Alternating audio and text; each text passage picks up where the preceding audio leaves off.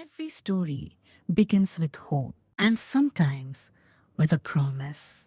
This is the story of a boy, a girl, and a jar that was meant to hold the happiness of the world. In a quiet valley, hidden among the mountains, two lives were about to meet.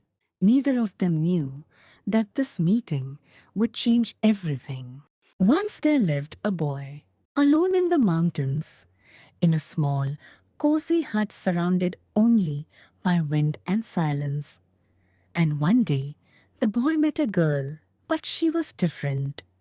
Upon her head rested a small flower bud decked quiet and waiting to bloom. The boy and the girl became friends. They ran across fields, shared laughter, and filled the lonely mountains with life. For the first time, neither of them was alone. But happiness can be fragile. One day, the girl felt terribly ill, and with a trembling voice, she revealed the truth. The flower upon her head was not just a flower, it was her life. The bud could bloom only when filled with happiness from the world, and only then could she live. The boy looked at the fading flower and made a decision. If the world contained happiness, he would find it, no matter the distance, no matter the cost.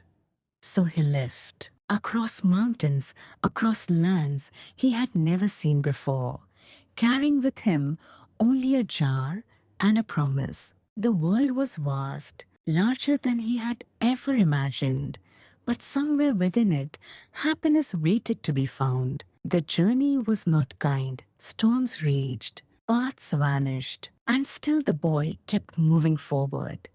Days turned into months, months turned into years, and slowly the boy began to change.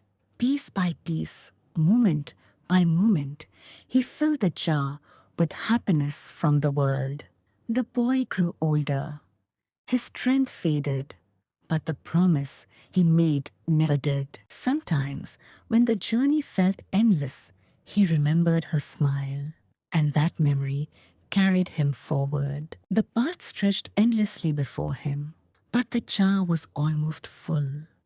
Every step now felt heavier, yet he continued, because somewhere, far away, someone was waiting. With the last of his strength, the boy gathered the final fragments of happiness. At last, the jar was full.